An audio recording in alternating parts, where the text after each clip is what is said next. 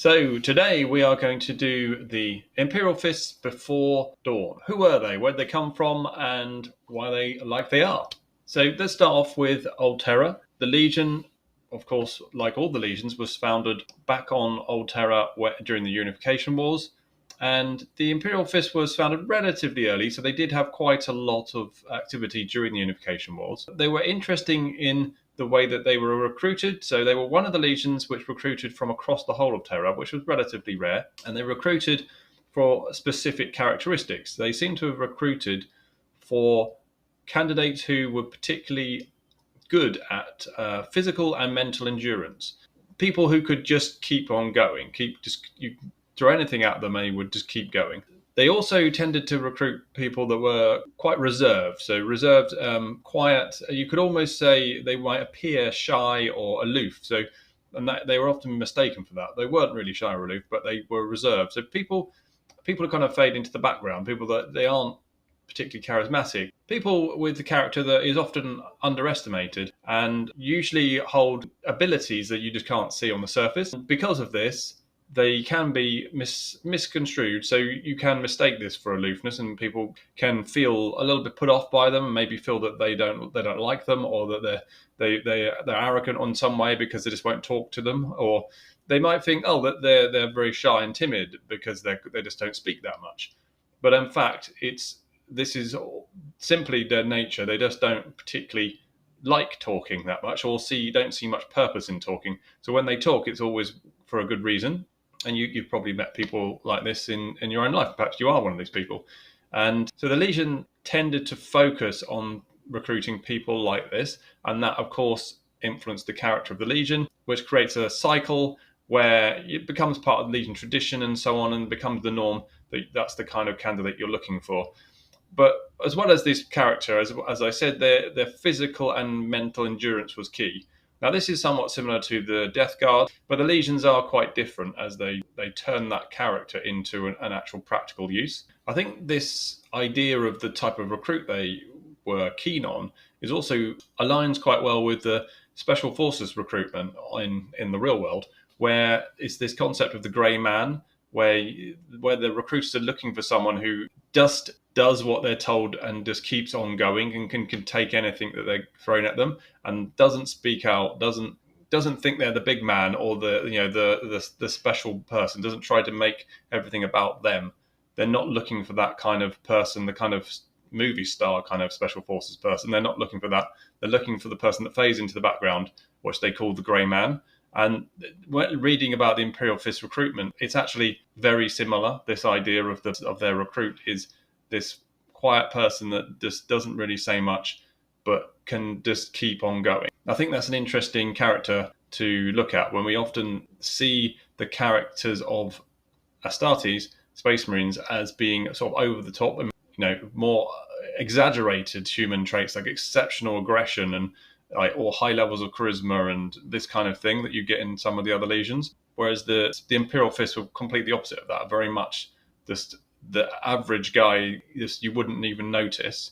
But when you test them, they just keep going and you can't seem to make them quit. That's quite interesting contrast to a lot of the other legions in that sense. Now, as a legion, they developed as a character of wanting to always conquer and expand the realms of the Imperium. They, in many ways, personified the Emperor's ideal of what he wanted. He wanted to reconquer the galaxy and reunite all of humanity as one. And the way that the Imperial Fists behaved was very much like this. Whenever they were given a task to conquer a city in the early days and later whole planets, they would do absolutely everything, throw everything they had at victory, which could include taking quite considerable losses. And again, this is quite similar to the Death Guard. But once they gained victory, unlike many of the legions who were very focused on victory, the Imperial Fists wanted to actually conquer properly. And you don't conquer something by just winning the battle and then going off. You have to consolidate your position. And that's what they did. They always, whenever they defeated an enemy, no matter how much damage they did, no matter how many of the buildings they destroyed, the fortresses of the enemy they destroyed, the whole cities might even be destroyed. The infrastructure would be very badly damaged as part of the war because they didn't hold back when they went on the attack. once they'd done all that, they would always rebuild and leave behind something stronger so that the empire could expand on a solid foundation. They were always considering that. How do you leave behind a legacy, something that will increase the overall strength of the whole of the Imperium? So this building process was so important to them that it was said that they actually built 600 citadels in the first decade of their existence. So a lot of these would have been on Alterra. In fact, probably all of them, maybe some in the solar system, because of the first decade they were probably mostly taking part in Conquest on Terra and then the expansion to the solar system rather than out into the wider galaxy. And they would apparently build these citadels with their own dead in the foundations as kind of like a macabre monument to the sacrifice that these men had made. And I think in some ways making it kind of like it's almost a sacred ground, that it was there, it was belonged to them and always would, and they would therefore have this connection always to it.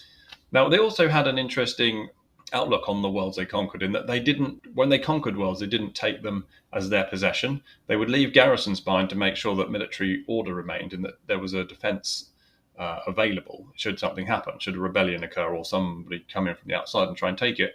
But they didn't try and dominate the planet and take taxes and tithes or anything like that. They did always recruit from the worlds that they conquered, but they didn't try and lead or govern the worlds that they conquered, which was, again, quite different from a lot of the legions.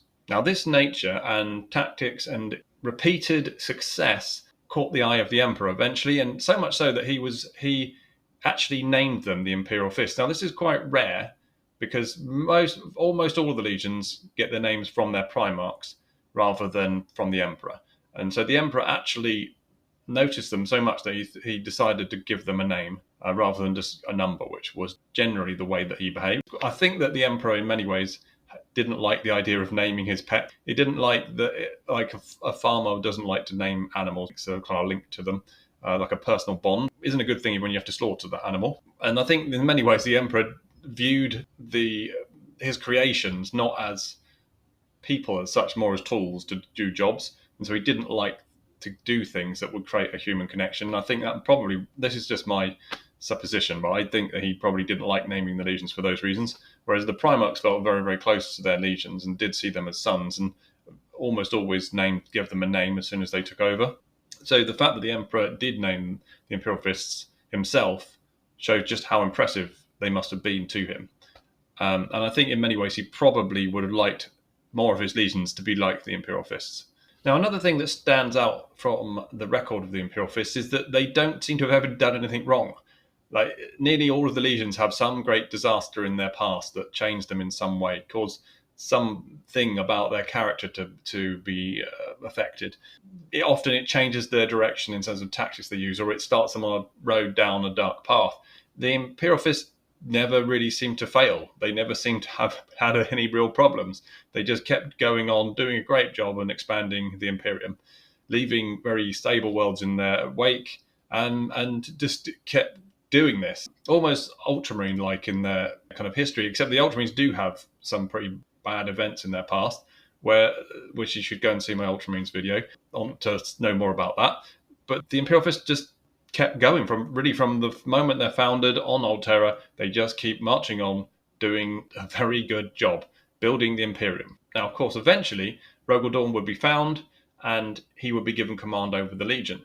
Again, because of their character, and perhaps also because of his character, this was not a difficult process. In fact, it was one of the easiest of all of the uniting of Primarch and Legions. And he just stepped in, took over.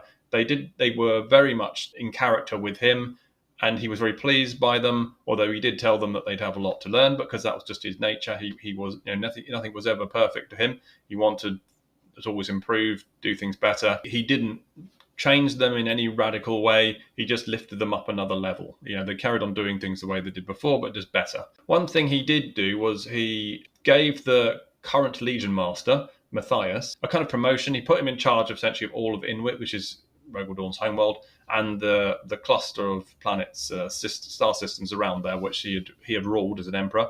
And he said, basically, you stay here and be in charge and recruit me more Space Marines.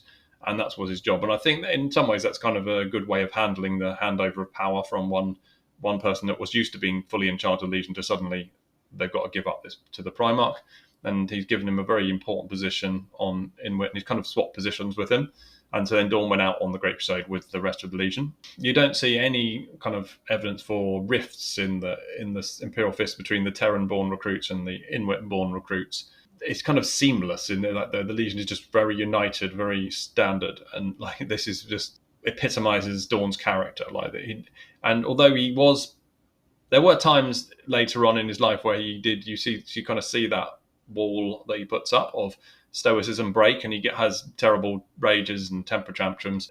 It is very unlike him and very quite rare compared to many of the other Primarchs. So generally speaking, it was a very easy thing for him to take over because the Legion were so much like him. So in many ways, the Imperial Fists and Dorn are, shall we say, a bit boring. Now, it's not a critique because they're boring because they just never do anything wrong. And when people do things wrong, that can be interesting. But if you're the Emperor and you just want your sons to be doing a good job, then Rogal Dorn is a great choice. He's doing exactly what you want him to do, and he's doing it really well, and he almost never puts a foot wrong. And his sons do exactly the same for him. They just do the job. They go out, conquer worlds, build some castles, and then move on to the next world, recruit some new recruits from that world, and they just keep going, keep doing their job, expanding out. And maybe if all the legions were like the Imperial Fists, the heresy would never have happened, and the galaxy would be fully conquered and reunited as one united humanity, and we'd all be happy. Maybe. Let me know what you think. Like, subscribe, share, and I will see you next time.